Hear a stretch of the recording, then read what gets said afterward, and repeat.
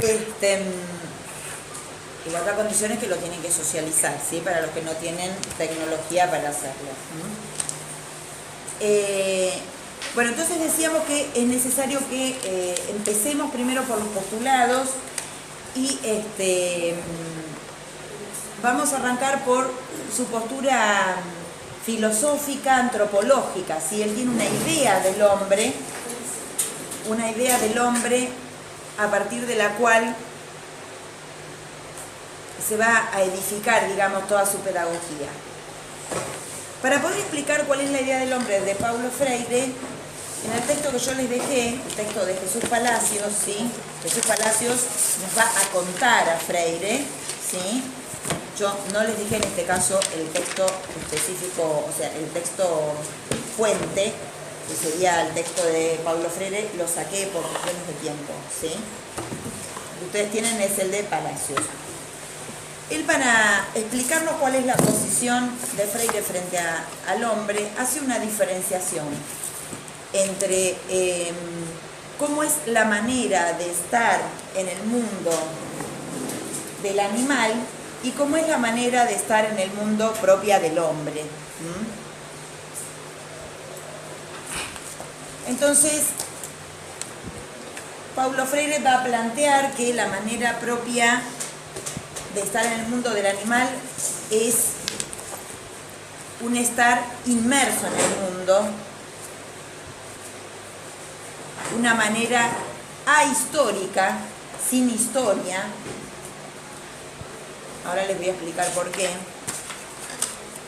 Está como adherido a la realidad, inmerso, adherido a la realidad. Yo no estoy dictando, ustedes tienen que tomar nota que no es lo mismo que copiar al dictado, ¿sí?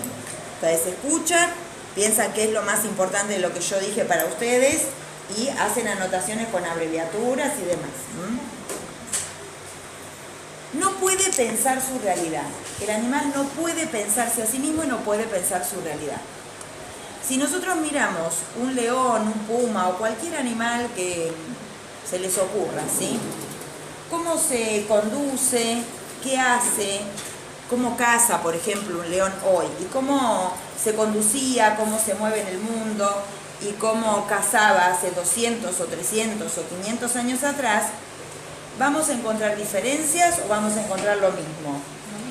Lo mismo, ¿sí? Por eso, la forma de estar en el mundo del animal, Paulo Freire la llama ahistórica, porque no cambia, ¿sí? Cuando hablamos de lo histórico, hablamos de cómo las cosas van cambiando a lo largo del tiempo, es decir, algo tiene un pasado, un presente y un futuro, porque las cosas han cambiado. El animal pareciera que vive en una especie de eterno presente, ¿sí? A lo largo de los siglos, o de los tiempos, o de las décadas, como justamente él no puede optar ni elegir formas de vivir, el león no puede decir, levantarse un día, una mañana y decir, yo quiero ser herbívoro, quiero modificar, no quiero ser más carnívoro, ¿sí? No se piensa a sí mismo y dice, uy, a mí me ven como amenazante, ¿sí? Entonces quiero dejar de comer carne, ¿sí? No puede hacer esto. Tiene la conducta determinada genéticamente, ¿sí? En cambio, en el caso del hombre, bueno, por ahí para cerrar, la forma del animal, el animal capta instintivamente la realidad, no reflexivamente, sino instintivamente. Y se acomoda y se ajusta al mundo de una manera pasiva, ¿sí? No posee conciencia del vivir ni de estar en el mundo, ¿sí? Instintiva, claro, tiene una captación instintiva del mundo y se adapta pasivamente a él. No tiene conciencia del vivir, no tiene conciencia del estar en el mundo. Por eso Paulo Freire va a decir que el animal vive y el hombre existe. El hombre tiene existencia, porque el hombre sí se piensa a sí mismo, el hombre está con el mundo, no está en el mundo. El modo es un modo histórico. Si nosotros miramos la manera en que el hombre resuelve hoy las necesidades básicas de subsistencia, de reproducción de la especie, por ejemplo, por tomar esas dos, de supervivencia, es tanto de alimentación, digamos, económicamente hablando, como de mantenerse vivo desde el punto de vista de la salud. Lo miramos hoy, lo miramos hace miles de años atrás, ¿y qué encontramos? ¿Encontramos lo mismo? No. Entonces, el hombre sí tiene un modo histórico de estar en el mundo, es decir, el hombre transforma su manera de estar en el mundo. ¿Por qué la puede transformar? Porque la puede pensar. El hombre está con el mundo en el sentido de que no está adherido al mundo. Toma cierta distancia del mundo y de las cosas para poder pensarlas. ¿Sí? Y al poder pensarlas, se da cuenta de que las formas del vivir en el pasado han sido distintas y que esta forma de vivir del presente se originó en algún momento, y así como se originó en algún momento, también podría caer y originarse una nueva, ¿sí?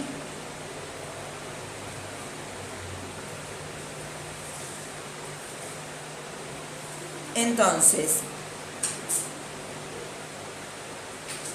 esto de la historicidad tiene bastante que ver con lo que veíamos en Frankenstein Educador, como la transmisión en el sentido de pasar la herencia cultural y al pasarla, modificarla, ¿sí?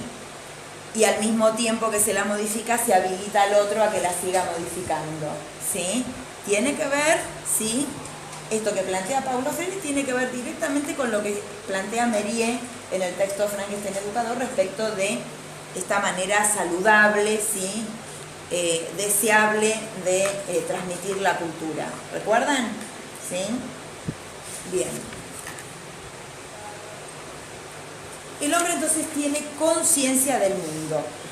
El concepto de conciencia va a ser fundamental en la pedagogía de Paulo Freire. Cuando yo digo conciencia, ¿ustedes en qué piensan?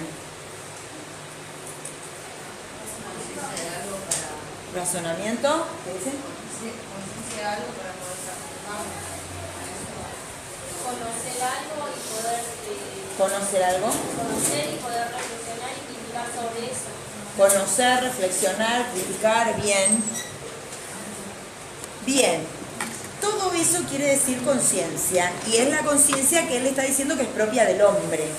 Ahora, vengo a darles una mala noticia, ¿sí? O Freire, en todo caso, viene a darnos una mala noticia. Esa mala noticia es que esa conciencia, que consistiría en razonar, en pensar, criticar y que nos permitiría transformar las cosas, no es un punto de partida en el hombre. O sea, no traemos esa conciencia, sí, crítica, reflexiva, sí, ya desde el nacimiento. Más bien sería un punto de llegada, ¿sí?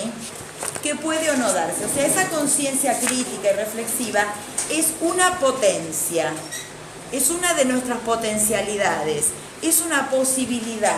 Todos venimos al mundo con esa posibilidad, ¿sí? Ahora, ¿de qué va a depender que esa conciencia se desarrolle con estas características? Que sea crítica, que sea reflexiva, que sea razonadora. De los contextos socioculturales en los que el ser humano se desarrolle, ¿sí? En los contextos, o sea, en el tipo de contexto cultural, o sea, en el tipo de sociedad que le toque vivir, ¿sí?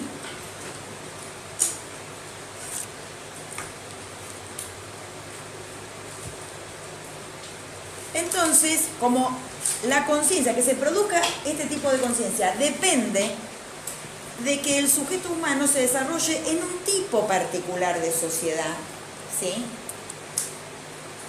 Entonces Paulo Freire se pone a mirar las sociedades y hace una tipología y dice, hay 3 tipos de sociedades. ¿Querés preguntarme algo? No. ¿Te estás acordando de algo? ¿Sí? ¿De qué te estás acordando? No, ¿Nada? no, algo que mi hermano.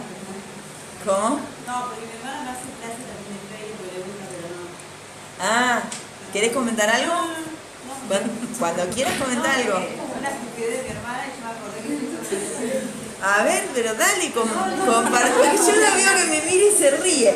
Entonces digo, ¿qué será? Porque, bueno, a veces uno dice alguna cosa que... No, pero porque mi hermana se zarpa, ¿verdad? ¿Cómo se zarpa? ¿En qué sentido se zarpa? No, cuando te vas explicando... ¿Le gusta a Freire? Un dato que nada que ver. Ajá. Entonces, ¿Le gusta a Paulo Freire? Es una apasionada, es un pedagogo para apasionarse, ¿eh? Es un pedagogo para apasionarse. ¿No? En Sí, general, nos ayudó con el texto anterior. Nos empezó a explicar. Ah, ajá. Bueno, pero está bueno que participen y que compartan, porque vamos a hacer la clase dialogada, ¿sí? ¿Qué les comentó? ¿Qué les dijo? A ver. ¿Qué se acuerdan? ¿Qué les quedó? O sea, ella está en la joda. Bueno, está bien, entonces que por ahí, no vamos a seguir indagando. Entonces, se pone a mirar las sociedades y hace una tipología de tres tipos de sociedades, ¿sí?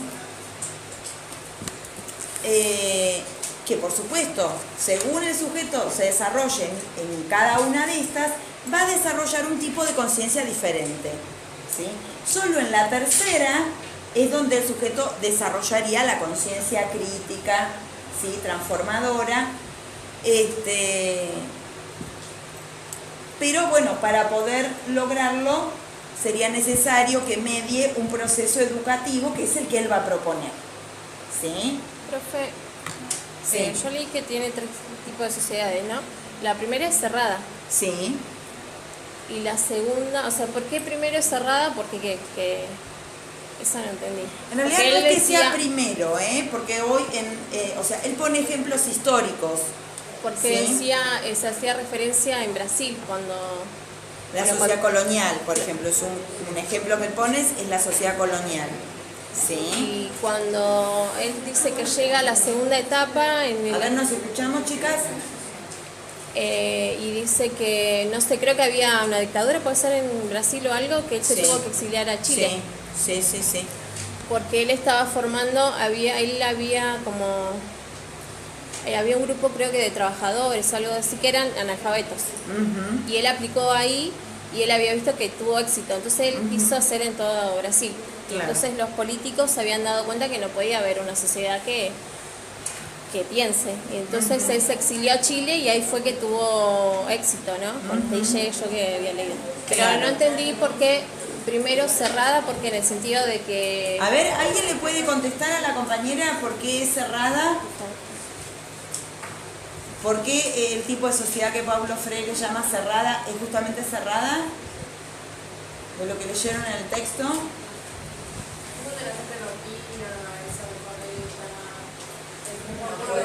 Ahora vamos a ver, no es que no opina, no es que no opina. Ahora vamos a ver. Ahí está, se guía por el que manda, como decimos. Ajá, muy bien. Y opina de eso, o sea, no se abre, no indaga, no hace nada. Muy bien, no indaga, se guía de los discursos dominantes de las clases dominantes, ¿sí? De los que mandan, como muy bien decís vos. Sí. Los que son analfabetos se quedan en su ignorancia. ¿Cómo? Los que son analfabetos se quedan en su ignorancia Claro. y los que están allá arriba no les interesa que aprendan, ¿no? Exactamente, no les interesa que aprendan y que puedan avanzar. Son pasivos, digamos. Son Más pasivas. en Brasil que tienen como, fueron uno de los que más tardaron en el tema de la abolición, y tuvieron muchos años, todo ese tema de que solo estudiaban los que tenían plata y los varones. Claro, Porque claro. el- Bueno, interesante el dato que estás acotando. Sí, sí. Sí. Se marca también el estereotipo, o sea, se encasilla a la gente, bueno, si es zapatero, Claro. es zapatero, el hijo no puede ser profesor universitario y viceversa, ¿no? Entonces también es como que no es la misma persona, las mismas personas que tengan la necesidad consideran que eso es así, que está dado así y que no hay posibilidad de cambio. Exactamente, entonces las personas consideran esto, piensan esto, entonces fíjense que es una conciencia que no es crítica, ¿sí? Es una conciencia acrítica, que no investiga, que no busca razonar por sí misma, ¿sí? La persona no busca razonar por sí misma, sino que es como si tuviera en su mente, ¿sí? Habitaran los argumentos y las palabras del dominador, ¿sí?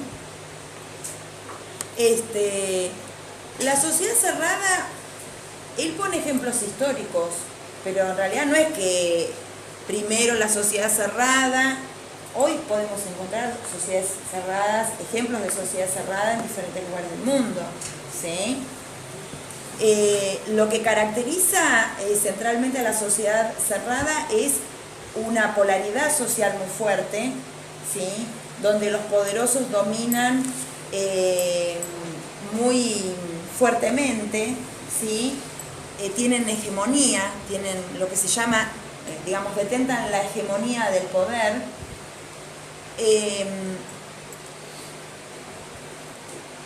Y justamente, bueno, hay una distribución de la riqueza muy inequitativa, muy desigual y muy inequitativa. Y por supuesto, bueno, las clases dominantes pretenden que esto se mantenga así. No hay posibilidad de movilidad social, o sea, el que está abajo, como vos decías, el que es zapatero, ¿sí? Se queda zapatero, no hay movilidad social, ni de abajo hacia arriba, ni de arriba hacia abajo, es decir, el que está arriba está muy tranquilo de que no va a bajar. Como en la dictadura militar, ¿no? También, claro, porque ahí es por el imperio Sí, de la fuerza física también, si sí. ingresabas, era un... Claro. Sí, también.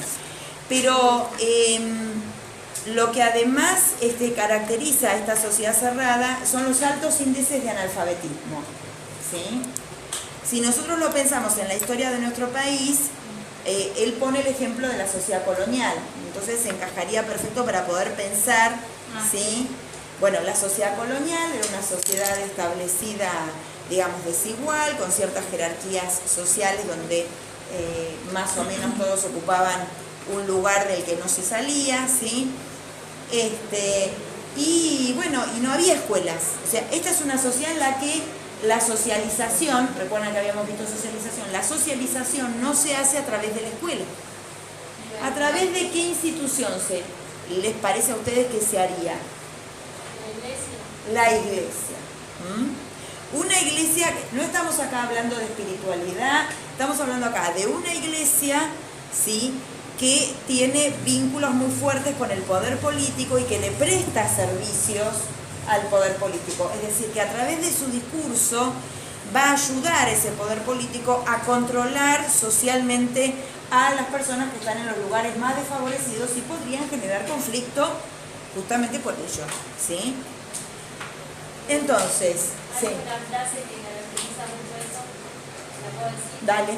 Dice, es un tipo de acción que presupone la posibilidad de cambiar el corazón de los hombres sin tocar aquellas estructuras que en verdad están en este corazón. Ajá, exactamente. ¿Sí? No se pretende modificar nada. Nada. Simplemente reconfortamos. Decir, acá tenés un refugio, acá tenés alguien. Exactamente, como un consuelo, ¿sí? Entonces, cuando acá hablamos de conciencia, estamos hablando y de que el hombre piensa su entorno, piensa su mundo y se piensa a sí mismo. A Paulo Freire lo que más le interesa es cómo se piensa a sí mismo el oprimido y cómo piensa el oprimido su condición de oprimido, ¿sí? Porque las personas se preguntan por qué. ¿Por qué yo estoy en este lugar? ¿Por qué a mí me pasa esto? Y se contestan. Entonces, esa pregunta y esa respuesta que tendría que devenir de un proceso reflexivo, etcétera, etcétera, en la sociedad cerrada, la contestación son los argumentos de los sectores dominantes, ¿sí? Entonces, el tipo de conciencia que encontramos acá es la conciencia mágico-religiosa, acrítica, donde el oprimido da explicaciones de sí mismo y de su entorno o de su condición de oprimido, como que bueno, es su destino, Dios lo quiso así. Lo que pasa es que en verdad la vida que importa no es la vida terrenal, sino que es la otra vida. Entonces, cuanto más me sacrifique y más sufra en esta con entereza, y comportándome como se dice que me tengo que comportar es que voy a ganar aquella otra vida que es la que importa. Entonces fíjense que son formas, ¿sí?, de, digamos, argumentos que explican la situación de la pobreza, o bueno, también no me da, hay algunos que les da y otros que no les da, y a mí yo estoy dentro de los que no me, digamos, dentro de lo que no les da, ¿sí? Pero hoy también podemos encontrar ese tipo de explicaciones, ¿sí? Me hicieron un trabajo, ¿sí?, un trabajo de magia, ¿sí?, me hicieron un trabajo de macumba, de magia negra, ¿sí? Digo, de pronto las personas cuando no les va bien se preguntan, y también existen hoy las explicaciones de tipo mágico-religiosas que están de alguna manera también dando cuenta de que se sigue formando conciencia mágico-religiosa, ¿sí? Entonces, ¿cuáles son las características de esta conciencia? Que va a llamar mágico-religiosa, ingenua, intransitiva, son todas las formas que ustedes pueden encontrar nominada en el texto a esta conciencia.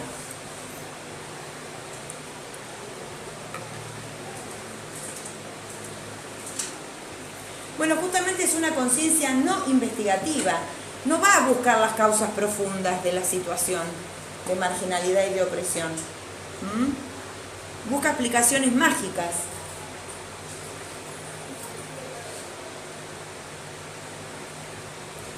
Esto hace que se estreche la posibilidad o el poder de captación del mundo, ¿sí?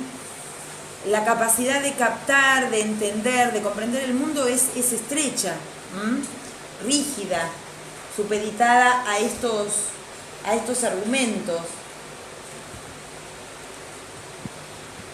Y por supuesto, como habían dicho ustedes, uno de los ejes era esta cuestión de acción, reflexión, acción, había dicho acá la compañera, acción y reflexión era uno de los ejes. Bueno, para Paulo Freire el pensar está absolutamente relacionado con el hacer. Entonces, este tipo de conciencia genera o se corresponde con un tipo de conducta, ¿sí?, en el hacer. Y esa conducta es el fatalismo, ¿sí?, lleva a la inacción, al desánimo, al desinterés, a la apatía, incluso también a las adicciones, porque hay que soportar esto. No es fácil sostener la vida, o sea, soy un oprimido y además creo que Dios lo quiso así, que es mi destino. Entonces, ¿yo qué puedo hacer? ¿Sí? Y hay que sobrellevar la vida digamos, en el marco de este fatalismo. Entonces, también son muy comunes las salidas a través del alcohol, por ejemplo. ¿Sí? Y la otra cuestión, antes de, digamos, volviendo a la cuestión de la conciencia, ya no de la conducta, sino de la conciencia, ustedes van a encontrar en el texto que Paulo Freire caracteriza a las masas populares como en una cultura del silencio.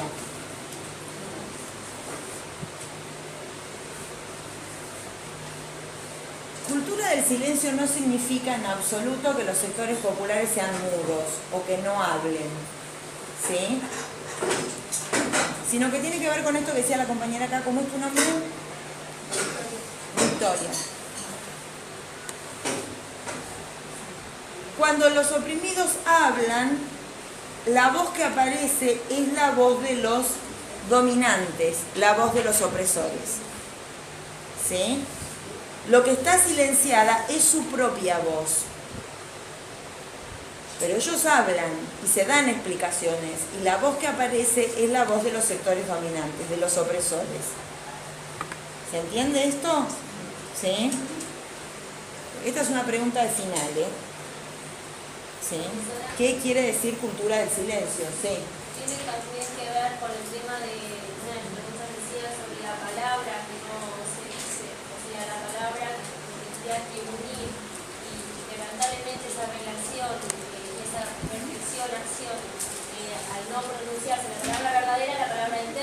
Exactamente. Exactamente. Exactamente.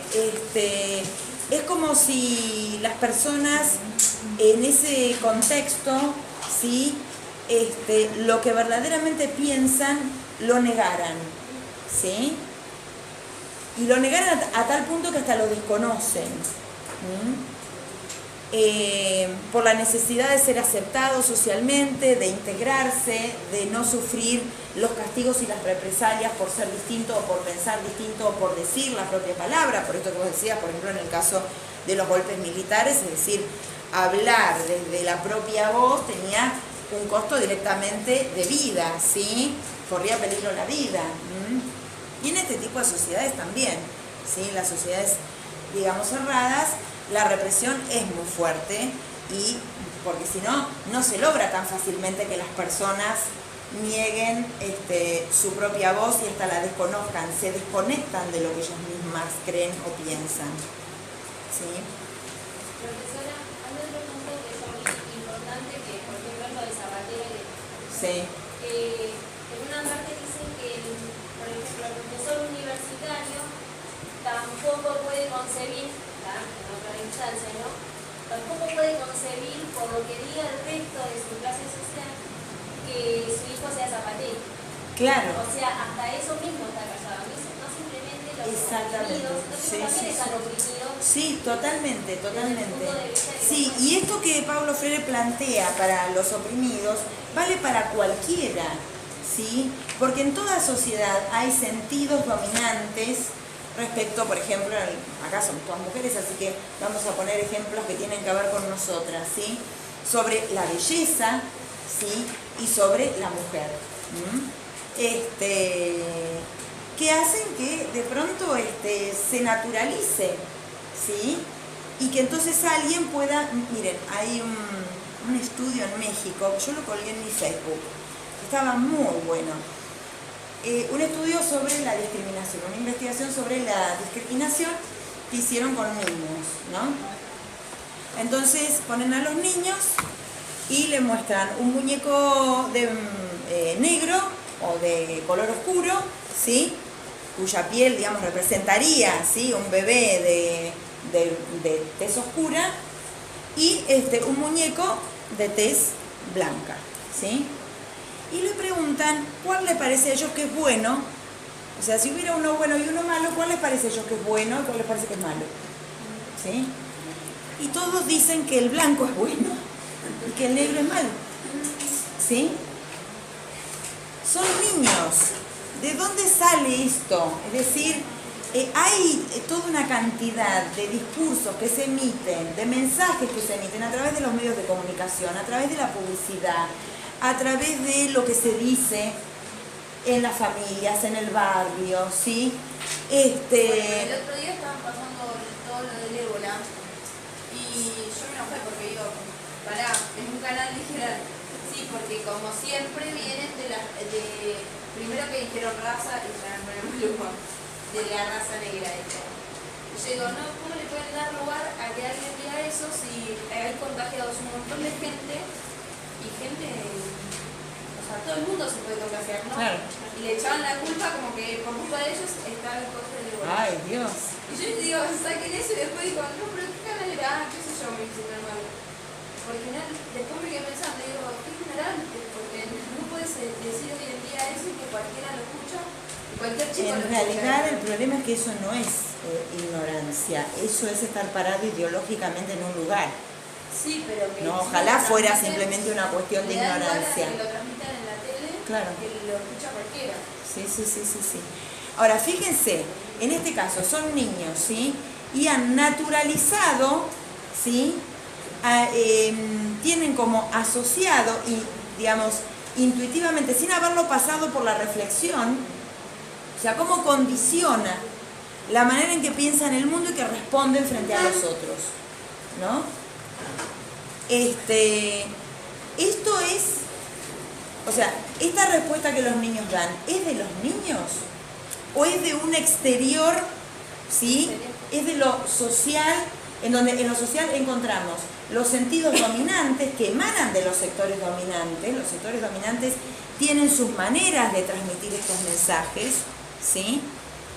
Y que son tomados, captados acríticamente, ¿sí? Ahora, todos nosotros, porque todos estamos atravesados por lo social, estamos invadidos de un montón de sentidos y significados, un montón de cosas que nosotros pensamos, no sabemos en realidad si es un pensamiento nuestro o si simplemente estamos repitiendo cosas que hemos captado, ¿sí?, sin habernos puesto a revisar, a reflexionar, a profundizar y a investigar. ¿Sí? ¿Se entiende? O sea que esto que está planteando Paulo Freire sirve para cualquiera de nosotros. Absolutamente para cualquiera. Sobre las cuestiones de género, pero absolutamente. O sea, en el caso, bueno, fíjense, acá no hay varones estudiando esta carrera, ¿sí? O muy pocos. Inicial no hay. Directamente, estudiando la carrera de inicial, no hay varones. Eso es un fenómeno social. Evidentemente hay un sentido instalado e instaurado, ¿sí?, desde algún lugar dominante, que dicen que el caso de la primera infancia, de los bebés y de la primera infancia, es un terreno absolutamente de las mujeres y no es de los varones. ¿Sí? Y no es de los varones. O sea, esta sería casi una carrera que estaría como prohibida so pena de sanción social. O sea, un varón no se puede permitir elegir ser maestro jardinero. ¿Sí? Entonces, dentro de las elecciones, cuando un varón elige, ¿cuán libre es de elegir? Por eso la pedagogía de Paulo Freire se llama pedagogía de la liberación. ¿De qué hay que liberar al oprimido y de qué tenemos que liberarnos? Entonces, ¿de qué somos esclavos? Porque si estamos hablando de una pedagogía que nos libera, entonces estamos diciendo que somos esclavos, que no somos libres. ¿De qué seríamos esclavos? ¿Qué les parece a ustedes? Y las críticas, comentarios que suceden. De la mirada del otro que la tenemos adentro, ya que ya no es la mirada del otro, ya es nuestra propia mirada sobre nosotros mismos y sobre el resto, pero que en realidad es la mirada del otro. ¿Sí? Entonces, ¿cómo hacemos para liberarnos de esto? Bueno, Paulo Freire va a decir, tiene que mediar un proceso educativo con determinadas características que son las que él va a proponer, y ahora ya lo vamos a ver, que no quiero hacerlo desordenado porque a ustedes no les quede desordenado, ¿sí? Porque la clase teórica un poco la función que tiene es tratar de sistematizar, ¿sí? Sí. Decía que no solo él quería formar para enseñar a escribir, liberar ideas. Exactamente, por eso para Paulo Freire alfabetizar es sinónimo de concientizar, ¿sí? Porque alfabetizar no es para él solamente enseñar el código lingüístico, descifrar cómo se combinan las letras para formar palabras y las palabras para formar oraciones. No es simplemente descifrar las letras para poder leer las palabras, sino que enseñar a leer y escribir es enseñar a leer mi mundo. Leer en el sentido de analizarlo, porque leer es analizar, ¿sí? Leer es analizar la realidad, los diferentes códigos en los que esté, pero fundamentalmente leer es leer el propio mundo, ¿sí? Para eso hay que recuperar la propia palabra, y escribir es escribir el propio mundo. La palabra es para decir mi mundo, no para repetir, ¿sí?, estos contenidos que son de otros y de los cuales yo soy esclavo y ni siquiera me doy cuenta que habitan en mí, que me han invadido, que me han colonizado la mente, ¿sí? Estoy como alienado. Esto es, estar alienado es que en vez de estar yo, adentro mío es como si hubiera otro, y yo hablo por boca de otro, ¿sí? Eso es la alienación. Bueno, en la sociedad cerrada sería una sociedad en la que, por supuesto que los sujetos son activos, ¿sí? Pero es una sociedad que, al ser tan cerrada, genera este tipo de conciencia acrítica y no reflexiva. En el otro extremo está la sociedad abierta.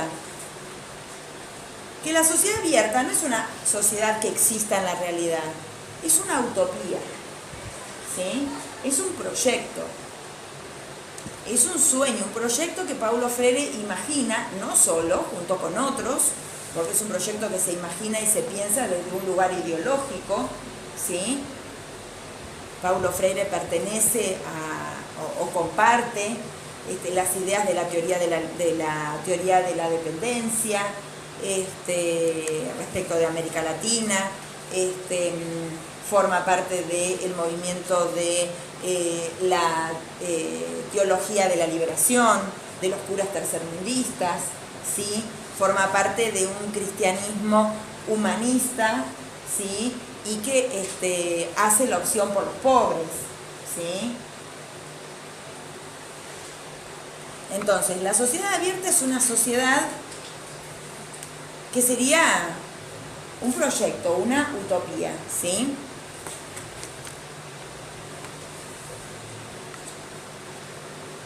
Y sería justamente el resultado de la emancipación del hombre, de la liberación del hombre, a través de la concientización y de la praxis transformadora consecuente con esa concientización.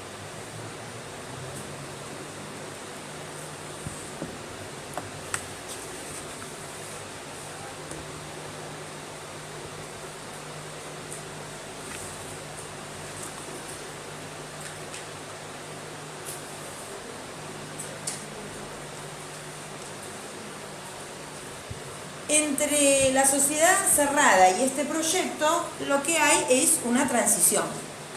Por eso se llama sociedad de transición, ¿sí? Y yo diría que todas las sociedades, si vamos a mirar, a menos que sean cerradas, las que no son cerradas, las podríamos ubicar en sociedad de transición. Porque la sociedad abierta es una utopía, y las utopías como tales no se concretan, ¿sí? Son sueños, son proyectos. Pero lo interesante es que vale la pena estar en ese proceso, en ese camino hacia, ¿sí? ¿Qué es lo que ocurre en la sociedad en transición? ¿Cuáles son las características de la sociedad en transición? ¿Qué se acuerdan?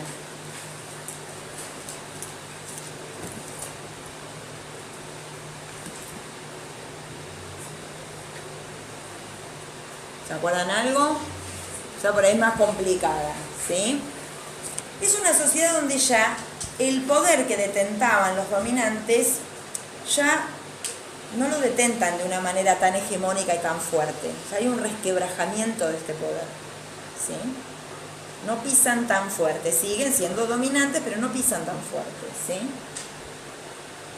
Y las masas populares, entonces, consecuentemente, tienen una cuota más de poder, ¿sí? Para reclamar. Son sociedades altamente conflictivas,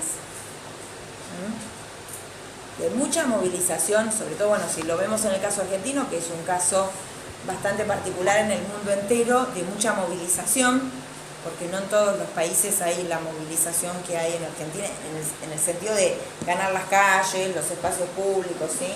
Con el hito fundante prácticamente del 17 de octubre, ¿sí? Del 45. Es una especie de revolución, es la revolución que plantea, ¿no? A eso se refiere. En transición, no porque no, o sea, si fuera una revolución ya sería un cambio directamente, ¿sí? Esto es un tire y afloje, ¿sí? O sea, es los sectores que salen a la calle a reclamar por sus derechos. Bueno, nosotros lo vivimos todos los días, piquete, corte, de acá, paro, ¿sí? Son sociedades conflictivas, ¿sí? Porque los sectores pelean por sus derechos, reclaman sus derechos. Es decir, los de arriba no quieren dar, los de abajo dicen, dame, tironean, ¿sí? Dame lo que es mío, y los de arriba tironean que no quieren dar, y en ese tire y afloje algo se ven obligados a dar en esta situación, porque hay altos niveles de conflictividad. Entonces hay que bajar la conflictividad, y para bajar la conflictividad, lo voy a decir en criollo, hay que tirar un hueso, ¿sí? Las masas populares a esta altura se dieron cuenta que la educación es una vía de ascenso social, ¿sí? Y entonces una de las cosas que reclaman es educación, escuelas. ¿Sí? Recuerden, en la sociedad anterior reinaba el analfabetismo, no había escuelas o muy pocas, solo para las clases más acomodadas.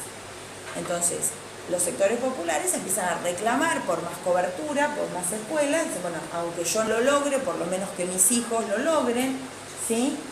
Que el ascenso social se pueda producir a través de la educación en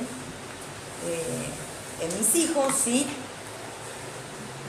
Y entonces, bueno, el poder no le queda otra más que generar cobertura, ¿sí? Dar escuelas. Pero en realidad, como la intención de los sectores dominantes sigue siendo la misma, sigue siendo mantener que las cosas no cambien, es un cambio, pero en realidad para que las cosas no cambien. Entonces, Paulo Freire va a decir, esta escuela que surge, y acá sí vamos a estar, si lo relacionamos con el caso argentino y de Brasil y de muchos otros, es el surgimiento de la escuela pública, obligatoria y gratuita, y sobre todo el momento donde se expande la cobertura, porque que se cree el sistema educativo nacional no quiere decir que había escuela para todos de un día para el otro, ¿sí? Hubo mucho tiempo que pasó donde había zonas del territorio nacional que no había escuelas, ¿sí? A pesar de que la ley obligaba a todos a ir, no estaba extendido la cobertura, ¿sí? Entonces, esta escuela se caracteriza por un tipo de pedagogía y de educación que es la pedagogía y la educación tradicional, que Paulo Freire va a llamar, ¿cómo la va a llamar? A ver si se acuerdan. ¿Alguien por ahí que leyó el texto?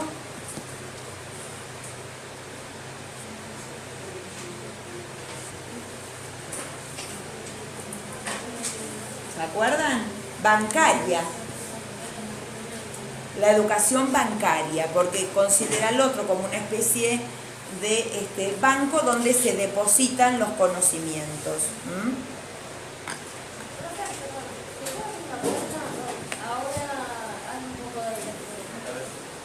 ¿Quieren que abramos? Sí, abran, si no hay tanto ruido, abran. ¿Qué tal?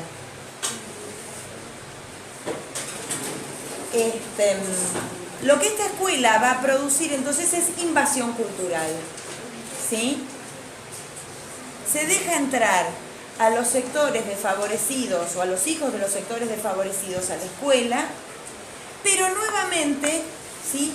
Para transmitirles los sentidos y los argumentos y la información procesada según las clases dominantes. ¿Se entiende esto? Y se va a producir otra vez la colonización de la mente a través de la escuela.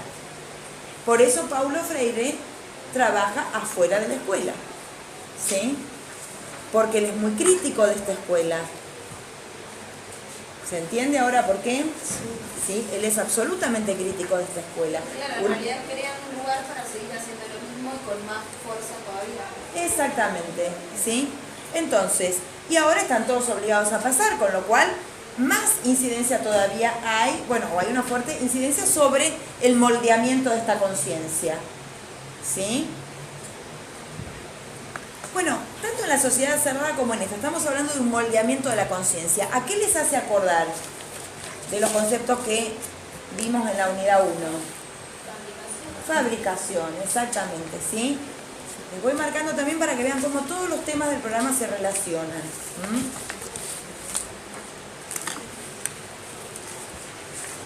El pasar por esta escuela, ¿sí? Caracterizada por la educación tradicional o educación bancaria, genera una conciencia que vamos a llamar la conciencia del saber doxático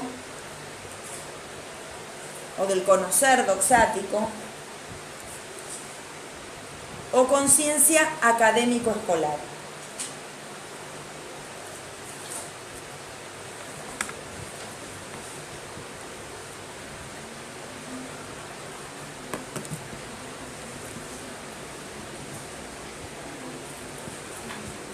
La escuela permite solo el conocimiento de los hechos aislados, no muestra la complejidad de la realidad, no muestra las relaciones. Vieron que en general a la gente les cuesta establecer relaciones cuando llegan, por ejemplo, acá al nivel superior. Vieron que cuando por ahí uno les hace una pregunta para relacionar, ¿qué suelen decir? ¿Qué suelen decir frente a una pregunta que les hacemos nosotros para que relacionen? ¿Qué les pasa? Uno no sabe, no puede ser. ¿Cómo? Les cuesta, ¿no es cierto? Bueno, porque han pasado por todo el sistema educativo donde la metodología es mostrar una realidad simplificada, ¿sí? que no muestra las relaciones, que las oscurece, o que si muestra alguna relación la muestra pero aislada, ¿sí?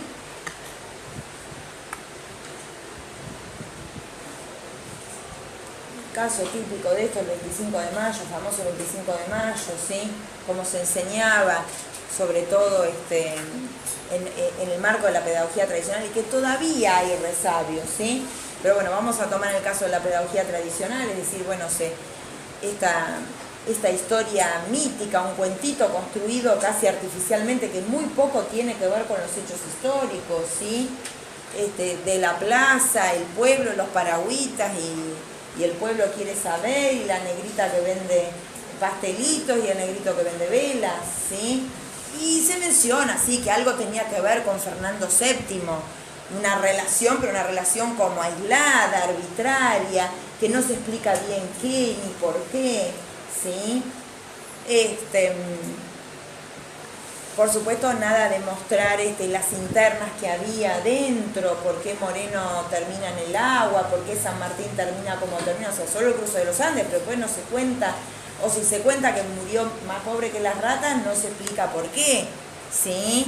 No se buscan las relaciones ni se profundiza, es decir, el considerado padre de la patria que cruzó los Andes, miren dónde murió. Murió fuera de su país y más pobre que las ratas. Es una fantástica pregunta para iniciar una investigación, por ejemplo, con quinto o sexto grado. ¿Sí? La pregunta, no para contestarla a nosotros, la pregunta para disparar la investigación. ¿Sí?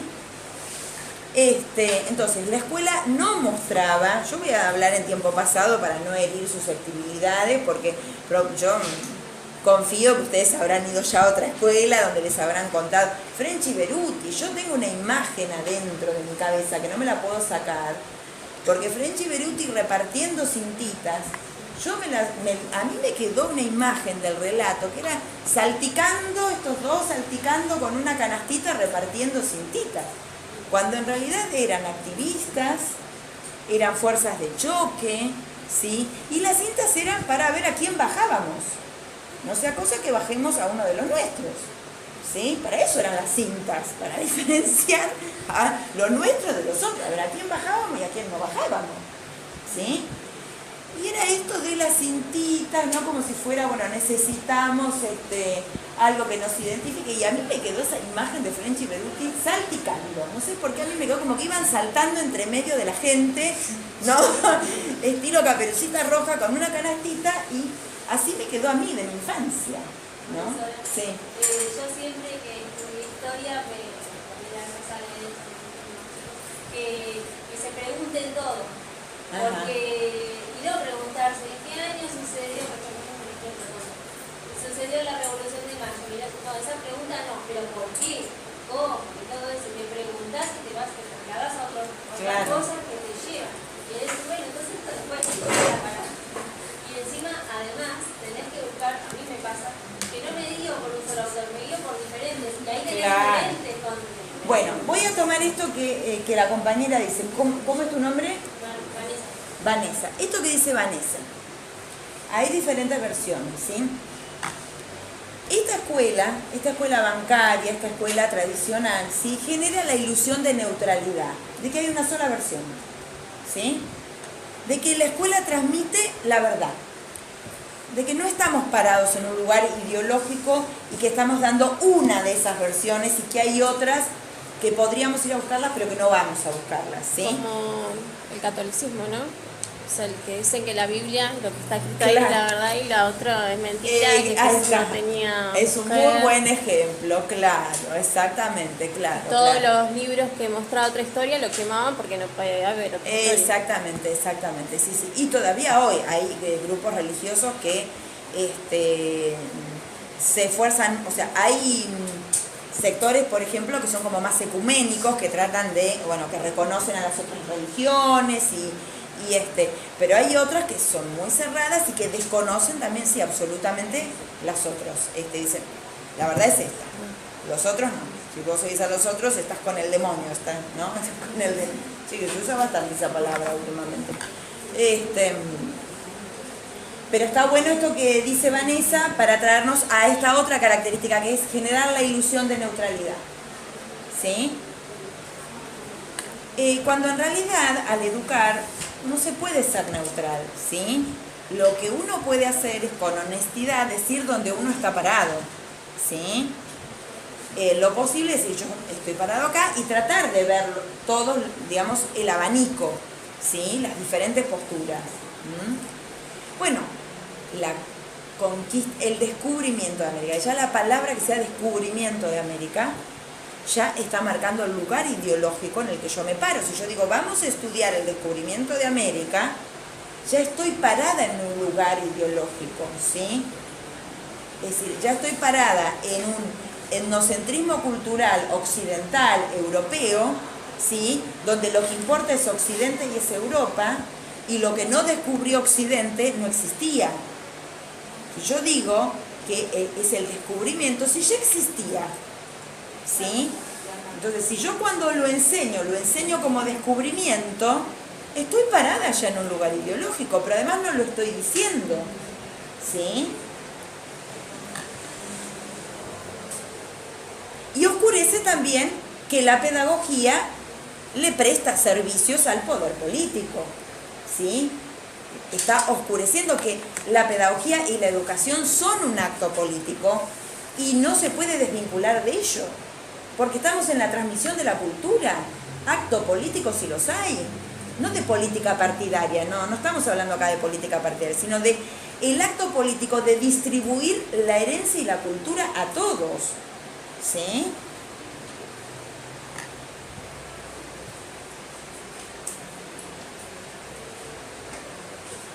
¿Y cuál es el efecto sobre la conducta? Dijimos que la conciencia mágico-religiosa generaba como conducta el fatalismo y la inacción.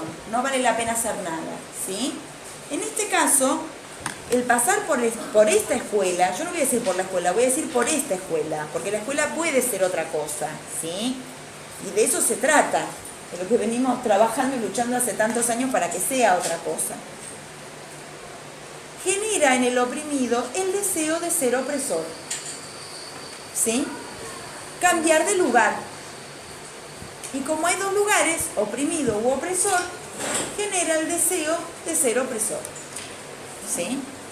Claro, porque lo único que tiene de referente es el opresor. Exactamente. ¿Le suena el Piojo Resucitado? ¿Sí? Deben conocer algunos, ¿no? Que una vez que sube se olvida de sus orígenes y habla pestes, ¿no? Pestes de los otros, que son unos vagos, que no les daba la cabeza. A mí sí, yo tengo voluntad, yo lo logré, ¿no? La escuela, la educación bancaria o la escuela tradicional es competitiva, fuertemente competitiva, ¿sí? La evaluación es una evaluación que se usa para castigar y clasificar a las personas en quienes sirven y quienes no sirven. No se usa la evaluación para que la persona vaya viendo qué tiene que mejorar, ¿sí? La evaluación en otro paradigma es que el alumno y el docente puedan contar con información acerca de qué mejorar, tanto el alumno en el aprendizaje como el maestro en la enseñanza que está dando. Pero en esta pedagogía tradicional, la evaluación es el arma. El boletín es el boletín de clasificaciones. Empieza siendo no de calificaciones, sino porque se clasifica a las personas, ¿sí? Por eso ahora el boletín va a cambiar de nombre. ¿Qué saben de eso? ¿Cómo se va a llamar? Boletín de trayectoria, que no es un simple cambio de nombre, pretende que sea un cambio de paradigma en este sentido que yo les digo. No es que no se va a evaluar más, se va a evaluar, pero se va a evaluar de otra manera y se va a evaluar para otra cosa. Esperemos que así suceda y no que se haga pasar de grado y nada más. Yo no sé si está bien, pero no sé si sería una teoría, pero yo siempre pienso en que cuando yo tengo un alumno, me gusta, veo que viene con complicaciones o veo sus progresos, ¿no?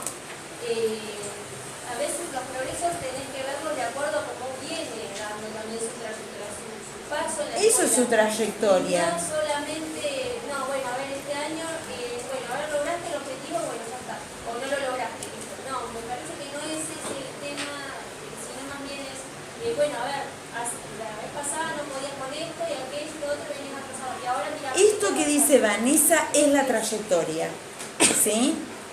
Yo tengo que conocer el punto de partida de mis alumnos, porque la evaluación es desde dónde partió, ¿sí? En cambio, en la pedagogía tradicional hay un modelo, la norma, ese modelo normal. ¿Recuerdan cuando veíamos con el funcionalismo? ¿Sí? El que no se ajusta a esa norma, ¿sí? O sea que la evaluación es en relación al modelo, no en relación a mí mismo y a mi punto de partida, ¿sí? Porque si no, a ver, supongamos que tenemos en una misma clase niños que le han leído desde la cuna y niños que no les han leído nunca, en primer grado, ¿sí? Y algunos que han ido a preescolar, sala de 4 y sala de 5 y otros que no, y que encima nunca les leyeron. El punto de partida para la lectoescritura es un abismo entre uno y otro. Capaz que al finalizar el primer año o el primer grado, ¿sí? Yo encuentro que el niño que no le habían leído nunca y que no había ido a preescolar, ¿sí? Sabe X cantidad de información sobre la lectoescritura, ¿sí? Que es menor que la que sabía el otro, pero el otro cuando termina primer grado, en realidad lo que sabe, ya lo sabía cuando empezó. Si ya lo sabía, ese alumno no aprendió nada nuevo. Si yo lo evalúo en relación a la trayectoria, ese alumno tendría que tener menos nota, si vamos a hablar de nota, que el otro. Porque en verdad aprendió menos. Porque su punto de partida era más avanzado. ¿Se entiende? Sí. Y el otro, que su punto de partida era más atrás, ¿sí? Aprendió mucho más. Profe. Y si pensamos, déjenme terminar esta idea, si pensamos en cómo incide en la autoestima de un niño, que él ha puesto lo mejor y que él tiene en principio el registro, porque él sabe que cuando empezó sabía muy poquito, prácticamente nada de esto, y que ahora según él sabe un montón, ¿sí? Y lo castigamos poniéndole una baja nota, se nos desmoraliza, ¿sí? Primero porque no estamos validando su experiencia, su experimentarse. Él se experimenta como que aprendió un montón y nosotros le estamos diciendo que es un mal alumno. ¿Se entiende lo que estoy diciendo? Autoconstruirse el mismo, decir, bueno, yo puedo, mirar lo que logré, eso es lo que hay que valorar, porque no todos empiezan igual y no todos tienen el mismo proceso de aprendizaje. Exactamente. Y lo que vamos a querer es que al final del segundo año, por eso ahora es un bloque, primero y segundo, que al finalizar el segundo año, segundo grado, ¿sí? Todos salgan más o menos. Entonces tendremos que ver con estos que vienen de un punto de partida más atrás, qué estrategias de aprendizaje y de enseñanza vamos a generar. Que tiene un punto de partida más adelantado, ¿qué es lo que tenés que retrasar para que vaya? Eso iba a preguntar No, yo. eso es pedagogía tradicional. Bueno, Me encantó ese ejemplo. Profe, le iba a decir esto. Sí. A mí me pasó con mi nena, porque ella estudiaba, yo siempre estudiaba, ella de chiquitita estudiaba sola. Estaba en preescolar, ya sabía leer ella. Empezó primero y ya sabía todo. Bueno, ¿qué hacía la maestra? Me citaba porque ella estaba distraída. Claro. Me dijo que yo no le enseñe más. Y yo le digo, no, ella sola. No, yo soy la maestra, me dijo. Nunca en todo el año la puso a la bandera. Ella estaba, la aislaba.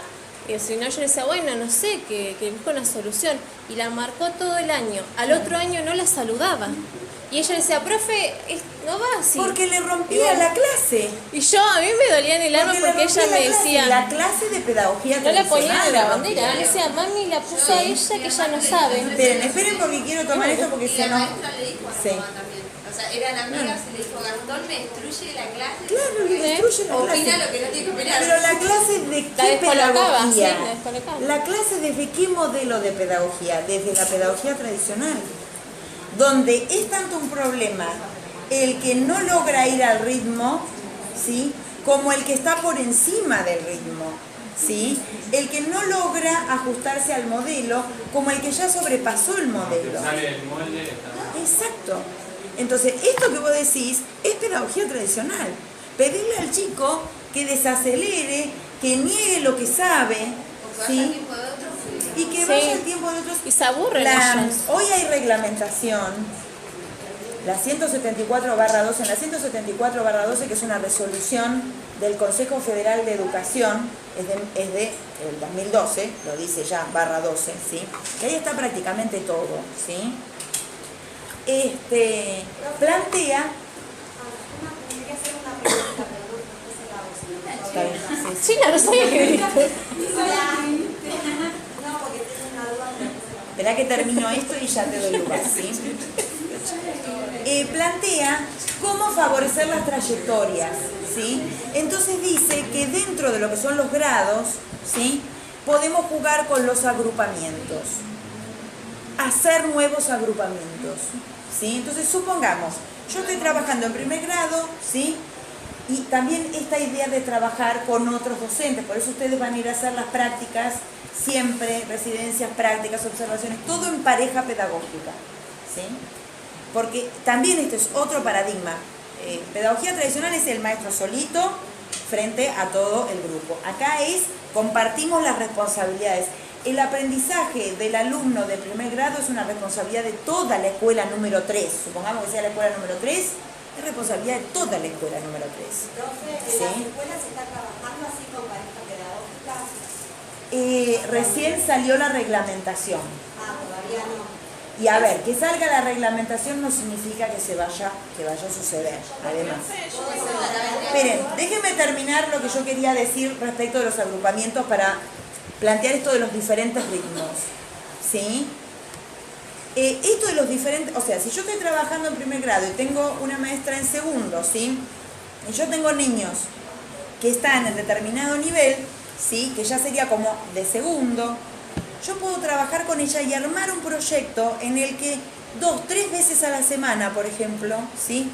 Generamos un espacio donde los alumnos que están en segundo vienen a trabajar conmigo, que estoy en primero con un grupo de niños, y estos que están más adelantados de mi grado van a hacer algún tipo de actividad con la maestra de segundo. ¿Se entiende? ¿Sí? ¿Y qué busco? Respetar el desarrollo de cada uno. ¿Cómo? A ver, pensalo vos. ¿Qué estaríamos buscando? Y sí, porque si se queda en primero con la maestra, con lo que pasó a la mía, se aburría. No quería hacer. Y en segundo ella dijo, como no tenía amigas ella, porque la maestra le decía, no, Antonella, para todo. Entonces las nenitas no tenía amiguitas ella. En segundo, ¿qué hizo ella? No hacía para tener amigas y para que la maestra la quiera. Claro. Yo tengo miradas, un apoyo. Sí, totalmente. Porque, Sí.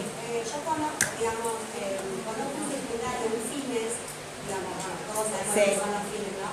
Bueno, el Fines está ubicado en un centro comunitario, se trabaja ahí, el Sí. Fines está ahí. Y lo que hicieron, lo que hizo el centro comunitario, que es el que presta el espacio, fue, hay maestros que por el acto público se postulan, entonces agarran las horas y se le plantea a cada profesor que agarra las horas si puede trabajar una persona con ellos del centro comunitario, en pareja pedagógica. Buenísimo, El genial. centro comunitario trabaja Freire.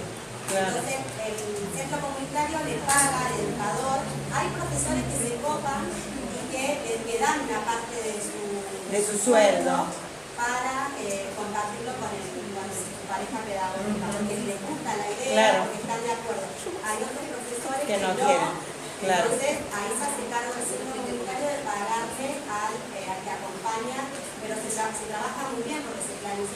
Claro.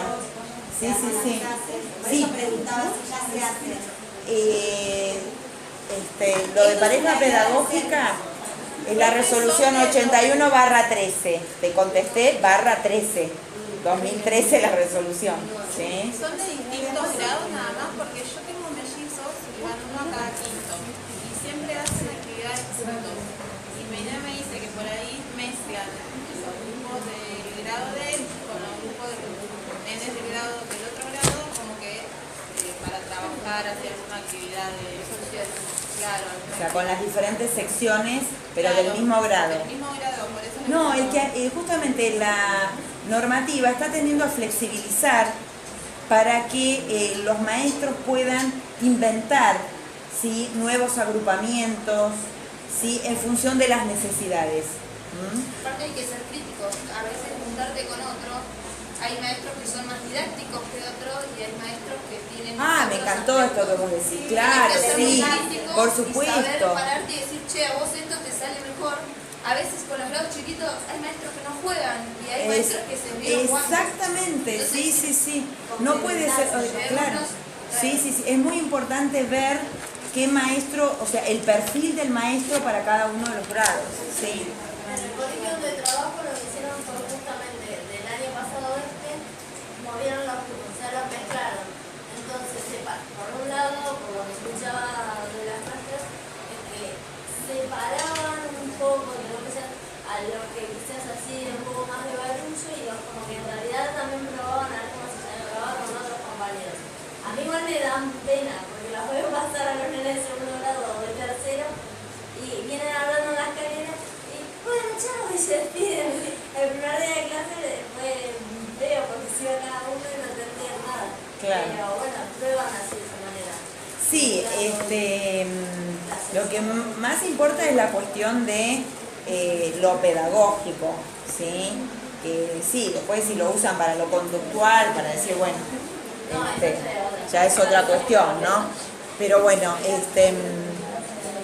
en esta escuela tradicional a la cual Paulo Freire se opone, que critica, no, es decir, es un solo docente, una sola forma de enseñar, un método, un único tiempo para aprender y todos se tienen que adaptar y ajustar a eso.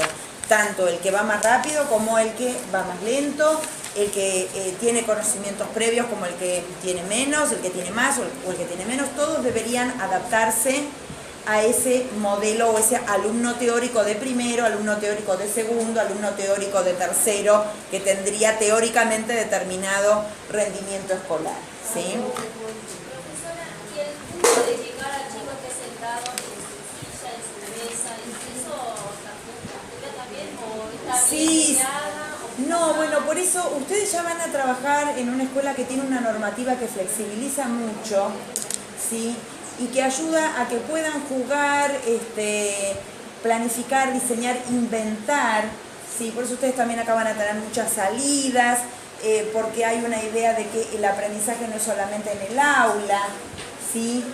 O sea, que la clase, no es lo mismo el aula que la clase.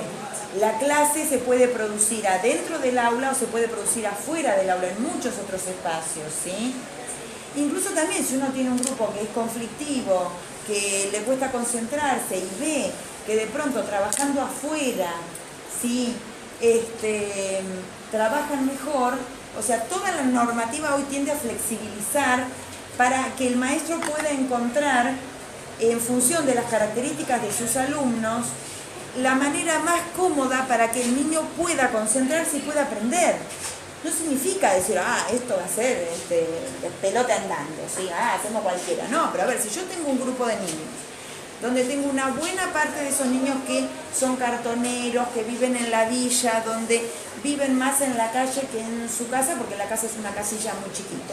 Y yo los quiero tener 4 horas adentro de 4 paredes, con 2 o 3 pequeños intervalos. Es obvio que a esos chicos les va a costar mucho aprender en esas condiciones. ¿Vamos a privilegiar las condiciones o vamos a privilegiar que el chico aprenda? Si esos niños necesitan que vayamos al patio, que hagamos cosas más activas, hagamos eso. ¿Se entiende?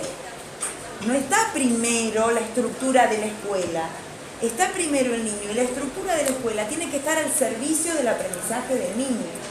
Esa es la idea del actual diseño curricular y de toda la normativa nueva que está saliendo, que está generando mucho escándalo si se toma livianamente. Por eso ustedes van a ser profesionales de la educación.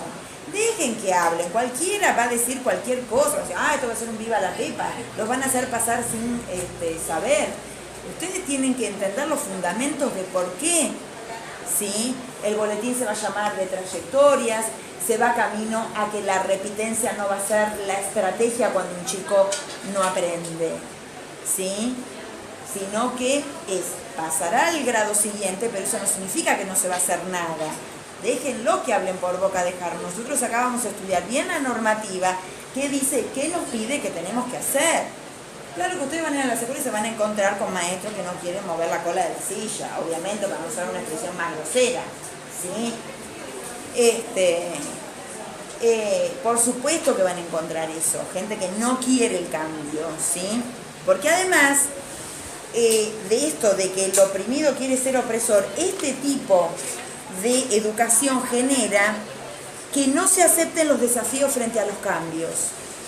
Es otra de las características, ¿sí?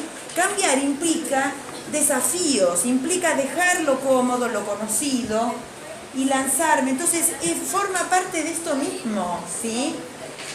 Forma parte de esto mismo.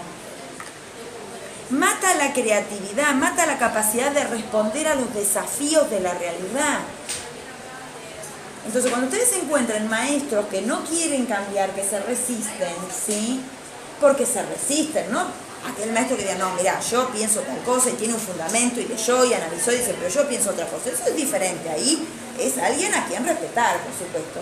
Pero si no, el que me opongo porque me opongo, porque yo ya vengo trabajando así y a mí que no me vengan a jorobar y yo no tengo ganas, ¿sí? Eso es esto. Mata la capacidad de responder a los desafíos de la realidad. Una situación cómoda, digamos. Exactamente. Porque tiene que buscar nuevas estrategias y aprender por ahí cosas nuevas. Totalmente. Claro, que es esto de que yo tengo que trabajar con otro, planificar con otro. Aprender. Pasó mucho con el tema de las netbooks. Yo tuve un año que se crearon la netbook en el secundario. Y ningún profesor nos hizo usar la netbook. Hoy en día una profesora le dijo, profe, ¿lo podemos buscar? No. En mi clase lo buscan en los manuales de la biblioteca. Donde yo puedo controlar. Claro, y nos habían conectado a internet encima de Ay, todo. Dios. Queríamos todos buscar. No, van y buscan los manuales, unos manuales que están hechos percha encima. En mi clase buscan el manual, el otro no lo busqué. Y digo, yo les decía, ¿por qué no les hicieron hacer una capacitación? Porque teníamos todas las computadoras para hacer cualquier cosa, pero para usarla, y estaba todo conectado. Hay escuelas en las que no está conectado todo el cableado para poder pasar. Y nosotros teníamos todo perfecto. Y no nos hicieron usar nunca la netbook dentro de la escuela. Porque no tenían nada. ¿Qué hora tenemos, chicos? No les quiero comer el recreo. ¿Qué hora es? Menos cuarto. Bueno, en 5 minutos, las características de la educación popular la buscan ustedes en el texto. Yo les voy a mostrar ejemplos, ¿sí? Que traje. ¿Sí? Yo les traje ejemplos del proceso alfabetizador de adultos que se hizo en Argentina. ¿Cerramos ahora un poquitito?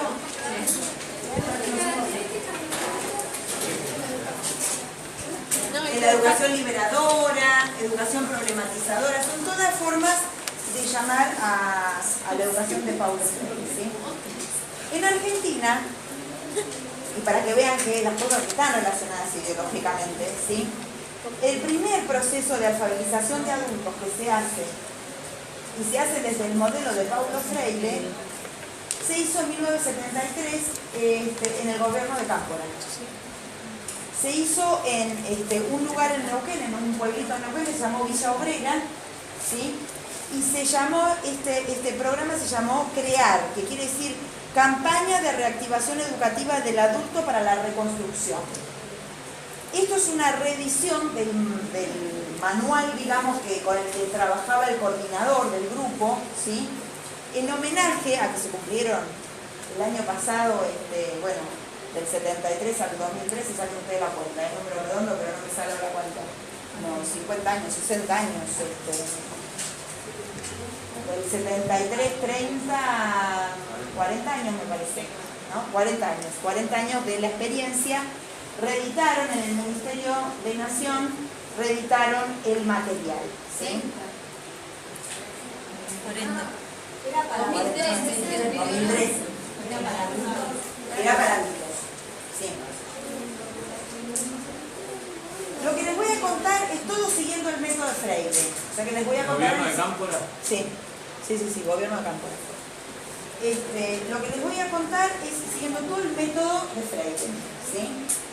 ¿Qué hace el educador popular? El educador popular, si no pertenece a la comunidad, tiene que meterse en la comunidad, tiene que tener entrevistas en profundidad con la gente con la que va a trabajar, para conocer sus experiencias, sus vivencias, sus problemas. Y de ahí va a surgir una lista de 30 palabras para alfabetizar. Esas 30 palabras tienen que cumplir con varios requisitos. Uno de esos requisitos es, bueno, que sea significativa para la población, en función de los problemas que vive y de sus experiencias.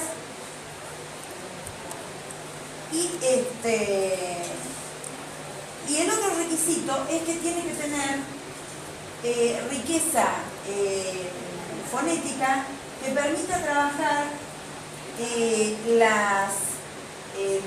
digamos, con todos los grupos silábicos que usamos para armar las palabras, ¿sí? En este caso, a ver si encuentro las 30 palabras.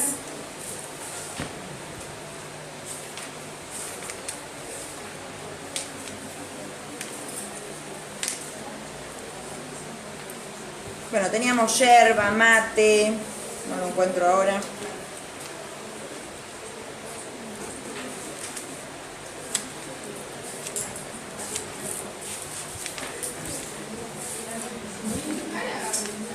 Bueno, no importa, pero eran yerba, mate, leche, vivienda, agua, ¿sí? Todas palabras que tenían que ver con los problemas que las personas vivían.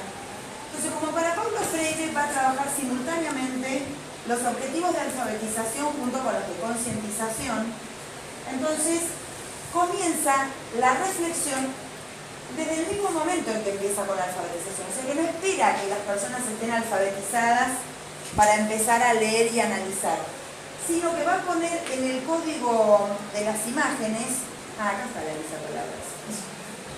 Del caso argentino fue mate, leche, casa, comida, vino, carne, ropa, zapato, hijo, familia, compañero, vecino, villa, yerba, escuela, hospital, campesino, voto, delegado, sindicato, trabajo, máquina, agua, televisión, guitarra, fútbol, pueblo, gobierno, extranjero, América Latina Unida o dominada. Ese obviamente que lo olvidaron. Les voy a mostrar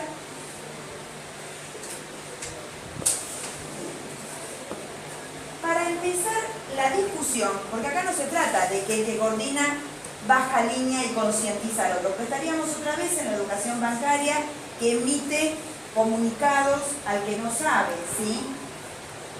Sino que acá lo que es, habiendo dialogado con las personas, Paulo Freire mandaba hacer o hacía con alguien, en el caso brasilero, bueno, hay un material que yo no les dije, pero están las pinturas con las que él trabajó, ¿sí?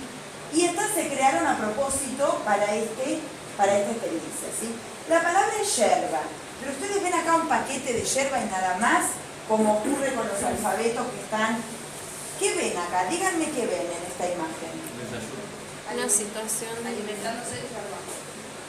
¿Quién se está alimentando? Sí, a ver, díganme quiénes están. ¿Quiénes están? La madre y los hijos. Está la madre y dos niños, ¿sí? Díganme qué pasa con cada uno de los niños. Uno se alimenta de leche y el otro de yerba. El que se alimenta de leche se está alimentando de la madre. Entonces, acá tenemos la yerba en el marco del problema social que ocurre alrededor de la yerba. La yerba tiene un sentido en los sectores populares que es llenar la panza, terminar de llenar la panza, cuando no hay la comida que tendría que haber, ¿sí? Entonces, Entonces, la palabra yerba se plasma en la imagen que muestra la situación conflictiva y que se ha naturalizado. ¿Sí? Por eso se dice de concientizar. Claro, entonces, ¿qué se plantea esta imagen? Y la cuestión es que la gente empiece a debatir. Empieza a discutir qué ven, qué pasa acá, ¿sí? Y hay toda una serie de preguntas que van orientando al coordinador, por si no va saliendo en el grupo, que ayudan a esta desnaturalización. Porque recuerden que las personas van a empezar a responder, ¿sí? Desde estos sentidos que ya están instalados y que no están problematizados. Por eso la educación de Jorge también se llama problematizadora. Porque donde se nos naturalizó, vamos a descubrir el problema, ¿sí? Entonces, dialogamos, discutimos, reflexionamos, ¿sí? Discutimos, reflexionamos, ¿para qué? Para después volver cada uno a su casa y seguir tomando yerba o mate cocido y dándole mate cocido al niño de 4 años. Para una transformación. ¿Cómo sería esa transformación? Esa transformación tiene que ver con empezar a que no solamente leer y escribir es leer y escribir, copiar, sino que a ver, ¿dónde podemos encontrar información sobre la alimentación infantil? ¿Hay programas del gobierno para nuestra situación, porque nosotros somos sectores populares? ¿Sí? ¿Hay programas de gobierno que apoyen la nutrición y la alimentación de los niños? Entonces, leemos ese tipo de información, ¿sí? ¿Y cómo hay que hacer? Presentamos un proyecto y ¿dónde están los recursos? Esto es correrse del clientelismo político, ¿sí? Esto es una alfabetización que permite a las personas hacer una lectura profunda de sus problemas, acceder a información pertinente y necesaria, ¿sí? A empezar a autoorganizarnos, porque yo me empiezo a dar cuenta que mi problema es el problema que tiene el de al lado, es el problema que tiene el otro, y el otro, y el otro, y el otro. Entonces no es un problema mío solo. Y que los que están en el barrio del centro no les pasa esto, ¿sí? Entonces, ¿cómo nos autoorganizamos? ¿Sí? No para tomar las armas y voltear el gobierno, sino nos autoorganizamos para resolver los problemas que tenemos. Y por lo general, esas soluciones son la creación de organizaciones comunitarias, ¿sí? El merendero, ¿Cómo se trabaja con la alfabetización? Palabras generadoras. Yerba.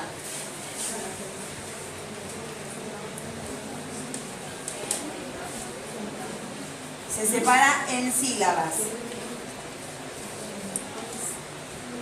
Y se hacen los grupos silábicos.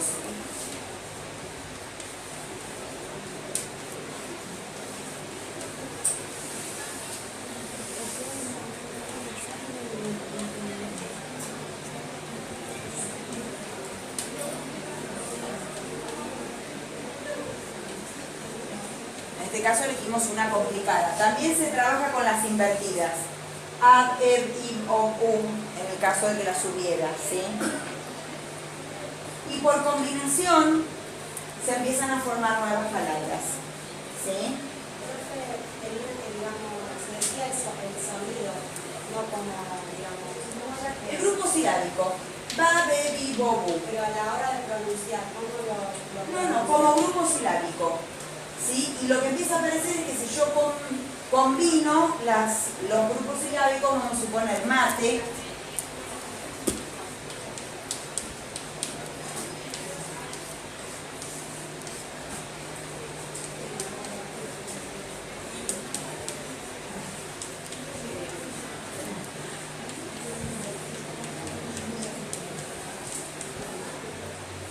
meto, moto, meta. directamente con la sílaba? Directamente con las sílabas. Empezaba primero aprendiendo las No, letras. las sílabas. ¿Sí? ¿Está? O sea, desde el punto de vista de la alfabetización propiamente, de la alfabetización lingüística, trabajaba así, con las palabras significativas, pero nunca desvinculando la alfabetización lingüística del proceso de concientización, ¿sí? Y del proceso de pasar a la transformación de la realidad, ¿sí? Y siempre la lectura y la escritura al servicio de también esa autoorganización. Entonces, bueno, si vamos a hacer, no sé, una venta de tortas fritas, si vamos a hacer tortas fritas para recaudar dinero, porque queremos... En el caso de Villa Obrera, que está en la película, si quieren pueden buscarla en internet, Uso mis manos, uso mis ideas, se llama la película, que documenta la experiencia. Lo que hicieron fue trabajar, o sea, el problema que salió básicamente de esa comunidad, el tema del agua, que no tenían agua de red. Entonces, a partir del proceso alfabetizador, ellos buscan información de los recursos, de las gestiones de gobierno, a quién, digamos, de quién depende la red de agua. Entonces van al municipio, presentan un proyecto, les dan los recursos y ellos mismos cuentan algo así como que en un día y medio hacen la red de agua y dice, todos mágicamente, dice, ese día abríamos la canilla en casa y salía agua por la canilla, ¿no? Y se ven en las imágenes que hacían tipos de actividades para juntar dinero, entonces contaban el dinero y tenían que registrar. Entonces todo lo que es la lectoescritura sí es para reflexionar, interpretar y leer mi realidad y buscar la información que me permite aclarar el problema y buscar la solución. ¿Sí? Buscar la solución. O sea que todo lo que tenía que ver con la organización, digamos, lo trabajaban, pero de acuerdo a todo lo que vivían en su realidad. Exactamente, ¿sí? Bueno, con los derechos, o sea, y el modelo de Paulo Freire entronca muy bien con trabajar cualquier tema de la escuela desde la perspectiva de los derechos, ¿sí? Siempre que haya un derecho vulnerado, ambiental, económico, social, de salud, educativo, ¿sí? Nosotros podemos ese tema del diseño curricular, ¿sí? Presentarlo como un tema problemático en términos de vulneración de derechos, ¿sí? Y trabajarlo con los niños en el marco de la escuela, por ejemplo, que sí, es el ámbito que podemos manejar, si son pequeñitos en el ámbito de la escuela. Entonces la transformación puede ser hacer algo en relación a, no sé, separar la basura que tiramos en los recreos, o sea, algo posible y adaptado a los niños. Estamos claros en esto, ¿sí? La escuela primaria hoy plantea centro de estudiantes, ¿sí? Que en la escuela primaria también haya centro de estudiantes, entonces también ahí tenemos algo interesante para trabajar, ¿sí? Bueno, no les pude leer el cuentito de Soy Juan, pero bueno, se los leo la próxima, cuando... No, pásenme una hojita, ¿sí? Y me van a pasar por Bluetooth esta clase. ¿Puedo ver un